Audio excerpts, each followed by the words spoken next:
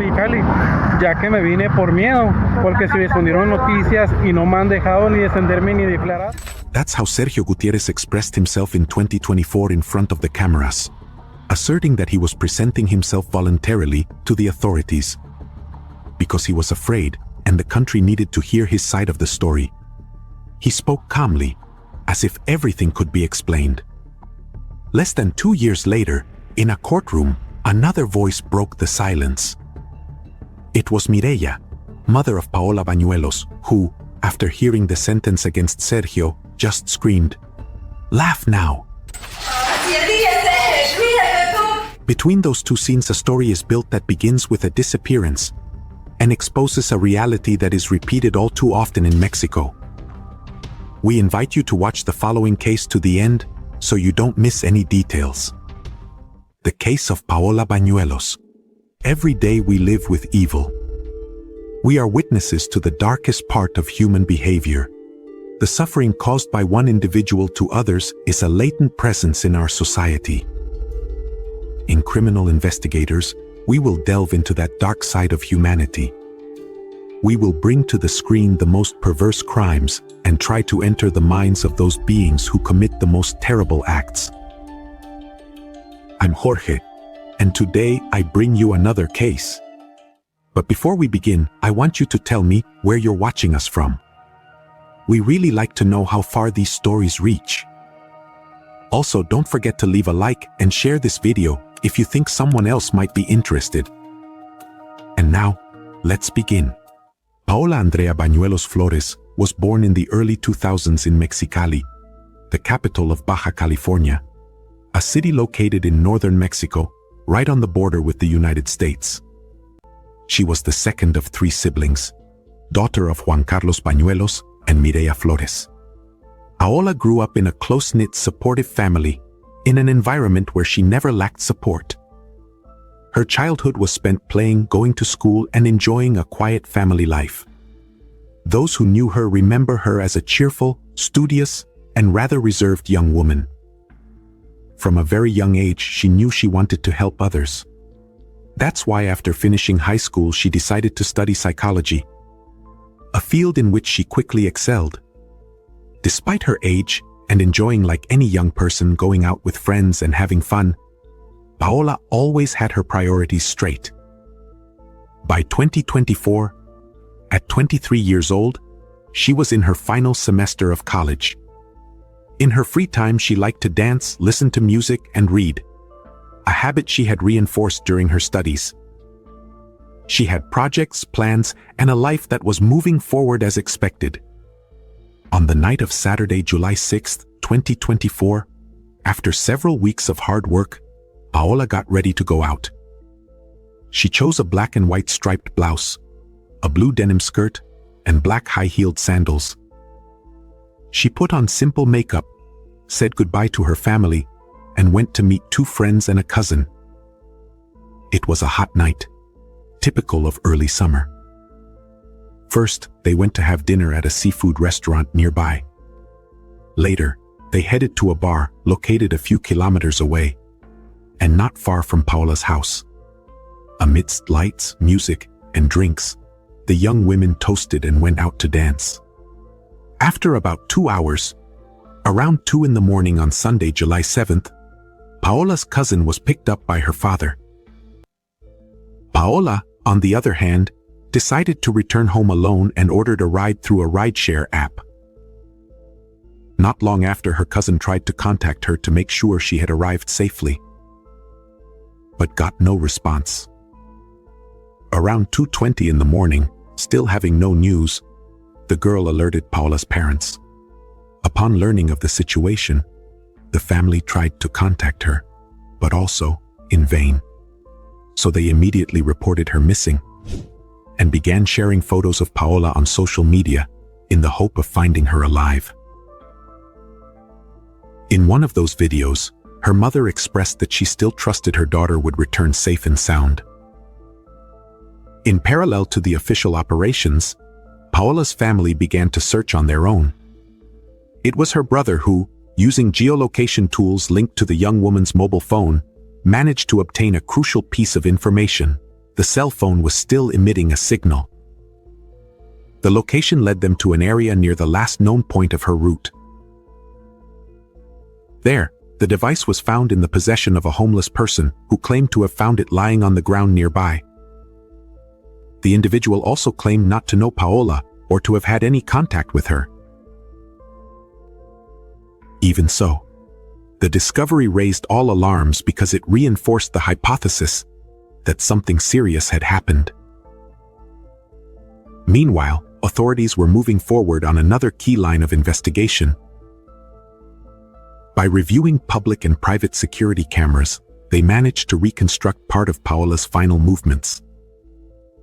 The images captured the exact moment the young woman got into the vehicle she had requested. They also gathered testimonies from people who claimed to have seen her that morning. In this way, they were able to identify the car, a black Nissan Versa. However, what happened from that moment on remained a mystery. From then on, what happened inside that vehicle and in the hours that followed became the central focus of the investigation. Even so, one decision would mark a turning point. The driver's image was released almost immediately. Within hours, Paola's family, friends, and acquaintances organized searches, patrols, and spontaneous protests, demanding answers and concrete progress. Social media did the rest.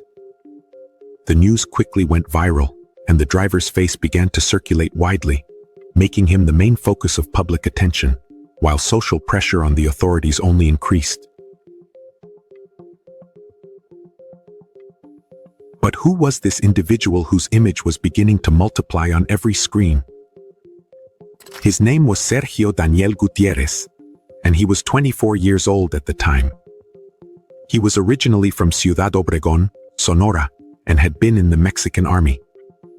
In the early hours, little was known about his personal life and background. However, as the investigation progressed, details began to emerge that raised new red flags.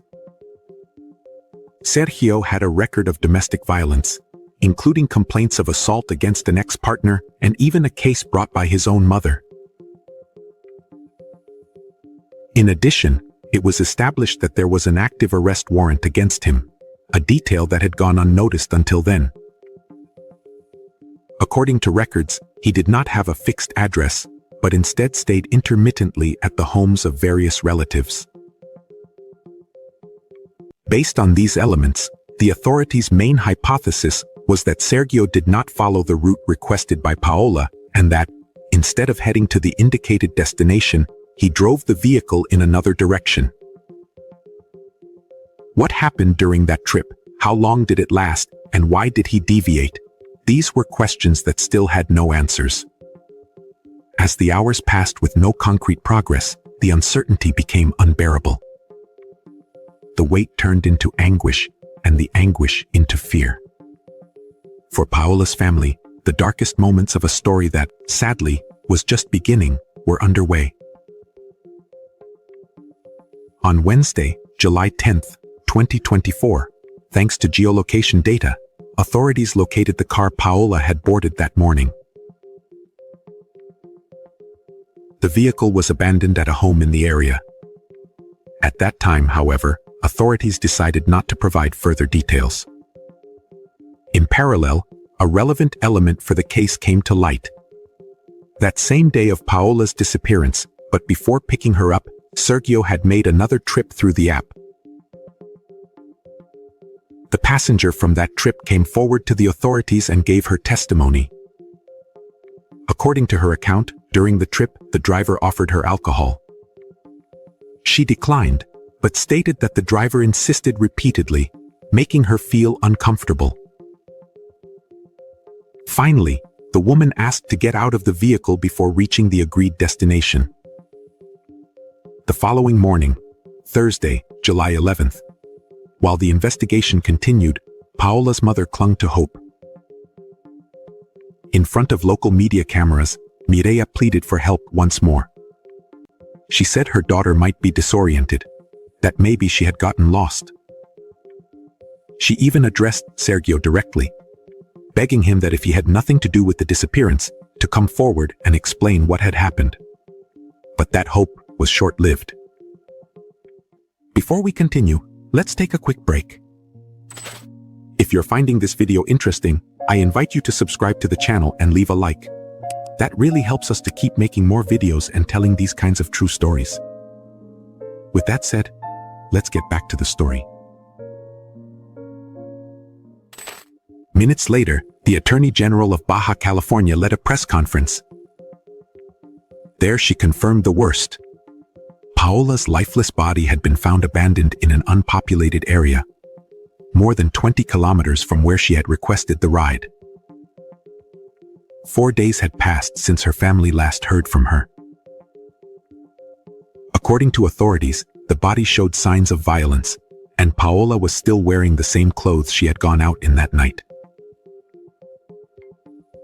The discovery was the result of a joint operation involving dozens of officers from various state and municipal agencies. In parallel, the Attorney General's office requested additional information from the transport platforms to more accurately reconstruct the vehicle's route and the driver's profile. Before ending the conference, the prosecutor made 2 requests that did not go unnoticed. On one hand, she asked for the cooperation of society and the media to locate Sergio. On the other, she addressed families, warning them not to allow young women to travel alone, either in traditional taxis or rideshare vehicles. The reaction was swift. On social media, messages of grief, outrage, and farewell began to multiply. One of the most moving was from Paola's sister, who promised to always remember her and take care of their family. But alongside the grief, criticism also appeared, especially directed at the prosecutor's words. Thus, various sectors of society pointed out that this message shifted the responsibility to the victims instead of focusing on those who commit violence. It was also pointed out that violence against women is not a matter of schedules or individual decisions, but a structural problem that affects the region and manifests itself constantly. In the midst of this debate, the governor of Baja California announced that controls on transport platforms would be tightened, implementing stricter evaluations for drivers. She also mentioned that the state could not remain indifferent to a tragedy of this magnitude. In short, Paola's case opened a broader discussion about the safety of these apps and their responsibilities. Meanwhile, although it was confirmed over the hours that Sergio had only been working as a driver for the app in question for a short time, his whereabouts remained unknown. By then, authorities were working under the hypothesis that he had overpowered Paola shortly after she boarded the vehicle, and that, after taking her life, he had abandoned her cell phone at some point along the route.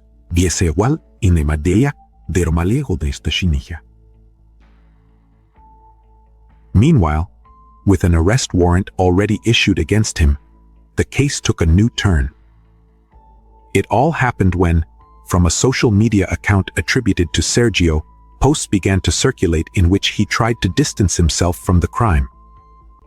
In them, he claimed he had handed Paola over to 2 men, Miguel Brian Reyes Solano, known artistically as Lirico 1, and an alleged companion named Jacob Silva. Miguel was a young man with dual nationality and a history marked by hardship. He had ventured into urban music and achieved some notoriety on digital platforms, although his past and the controversial content of some of his songs raised suspicions on social media. For a few hours, many considered the version spread by Sergio to be possible. However, Miguel flatly denied any involvement. He expressed his sorrow over what happened and assured that the accusations were false. No relevant information emerged about the second person mentioned. That same Thursday, July 11th, faced with the massive spread of his image and growing public pressure, Sergio presented himself to the authorities, accompanied by his father, according to media reports at the time. Until then, he had remained hidden more than 600 kilometers from the scene outside the state of Baja California. Before entering the prosecutor's office, Sergio declared to a reporter that he was presenting himself voluntarily and that he had stayed in hiding out of fear after receiving numerous threats. He also said that people didn't really know what had happened and that until then, he had not been allowed to defend himself or make a statement. Pues más que nada vengo a presentarme voluntariamente a llevar el suyo para que no digan que me detuvieron. Pues no estaba escondido más que por miedo y por todas las amenazas que he recibido, porque la gente realmente no sabe qué pasó. Statements that, in light of subsequent events, would turn out to be more than outrageous. Furthermore, the story, far from being over, was about to enter its most decisive stage. According to an aunt, Sergio had a conversation with his father in which he confessed that he had indeed picked up Paola in his vehicle. It was then that the man advised him to present himself to the authorities. Along the same lines, the young man's mother expressed that it was not up to them to determine their son's guilt, but rather the justice system.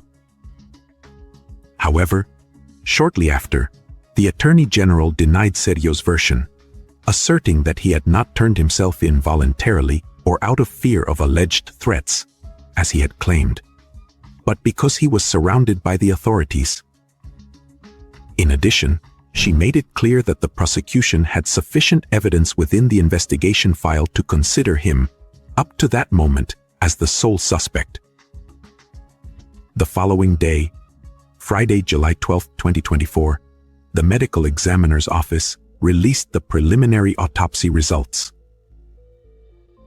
The report revealed that Paola had died due to severe pressure exerted on her respiratory tract. Subsequently, it also emerged that the body showed signs of sexual abuse. The report was immediately forwarded to the Attorney General's office of the state of Baja California. Following these findings, a new press conference was held. There, authorities reported that forensic analyses were still ongoing and, as a new development, noted that they were no longer ruling out the possible involvement of more people in the crime. That same Friday, under a heavy security operation, Sergio was transferred by air to formally face the charges against him and was subsequently held in the Mexicali Penitentiary Center. With the arrest, both the young woman's family and those who followed the case closely hoped that the investigation and the judicial process would run their course and that those responsible would face the consequences according to the law. For their part, the authorities reiterated that they would seek an exemplary sentence, underlining their commitment to prevent a case like Paola's from going unpunished. And indeed, 24 hours later, on the afternoon of Saturday, July 13th, the case was presented before a judge. After nearly 2 hours of evidence presentation by the Banuelos family's lawyers, the judge ruled to bind Sergio over for trial for the crimes of forced disappearance and aggravated femicide. According to reports, the investigation phase could extend for up to 6 months, after which the first hearings would begin. At the same time, in another part of the city, parents, family, and friends gathered to say their final goodbyes to the young woman. That same afternoon, students from all faculties of the Autonomous University of Baja California held an act of mourning and solidarity to pay tribute to Paola's memory. The gatherings took place in Tijuana, Ensenada, and Mexicali, where among candles, photographs, and flowers, classmates and members of the university community remembered the young woman whose life was violently cut short. And the crime against Paola inevitably brought to mind other cases that shocked the country, such as that of Debani Escobar, who disappeared 2 years earlier in the state of Nuevo León after boarding a ride-hailing vehicle. Both were young students, and in both cases, their bodies were found in remote locations. In Debani's case, in a cistern of an abandoned motel, a case file that to this day remains without justice. We have already talked about this story on this channel. We will leave the link in the description and in a pinned message so you can watch it in more detail. However, the stories did not follow the same path. Because while Debani's file remains open and without convicted culprits, Paola's case moved along a different path. A long process, marked by hearings and expert assessments that over time would reach a resolution. It is worth noting that the judicial case proceeded exclusively against Sergio, and that until the close of the process, no charges or convictions against third parties were reported for this crime. The long-awaited outcome came in early February 2026, when the Baja California justice system, emphasizing the gravity of the events and the need to impose an exemplary punishment for extreme violence against women, handed down a historic sentence against Sergio Daniel Gutierrez Solórzano. 122 years and 10 months in prison. The cumulative sentence included terms of several decades for each of the crimes committed, as well as financial penalties and damages exceeding 1 million pesos in favor of Paola Bañuelos' family. The hearing was attended by Paola's family, who followed every moment of the ruling in silence. At the end, as Sergio was escorted out, dressed in the orange prison system uniform, one of the most emotionally charged scenes occurred.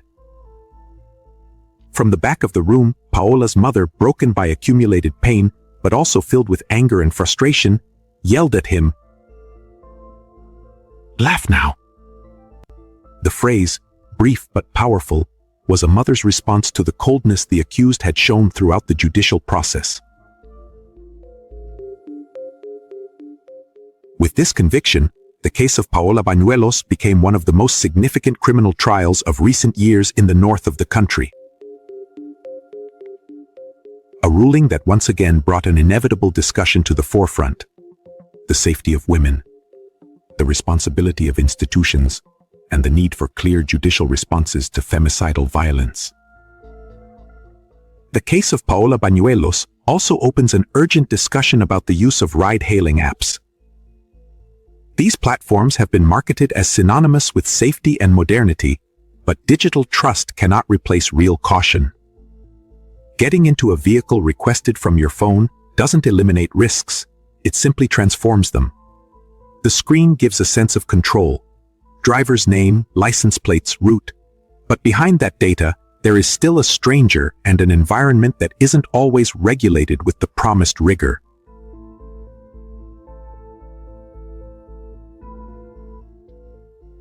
In this chain of decisions, there is also room for an uncomfortable reflection. When a woman needs to get home at night, accompaniment shouldn't be optional or minimized. Without pointing fingers or shifting responsibility for what happened, it's inevitable to wonder how much the normalization of "nothing will happen" weighs in contexts where things do happen. The lack of support at key moments, even if it seems like a minor detail, can become another link in a chain of vulnerability that ends in tragedy. Indifference, even unintentional, is also part of the social problem surrounding these cases. Talking about care doesn't mean blaming the victim, but rather recognizing that prevention is a necessary tool in a context where violence is a constant threat. Verifying plates before getting in, sharing the trip in real time, avoiding boarding if the vehicle or driver doesn't match the app's info, sitting in the back seat and staying in touch with someone you trust are basic measures that can make a difference. Technology helps, but it doesn't replace instinct or attention. However, the focus cannot remain solely on individual recommendations. Transportation companies and authorities have an obligation to strengthen screening, monitoring, and immediate response mechanisms. Safety shouldn't depend solely on a woman taking every precaution, but on the system working when something fails. Paola's case doesn't just demand justice. It demands rethinking how we protect those who use these services and how real the promised safety actually is. And well, dear audience, that's it for another investigation. What do you think of today's case? We would love to read your comments, as your opinion on the cases is very important to us. Please remember to always do so with the utmost respect, both for the victim and for other viewers and us, who will be reading you.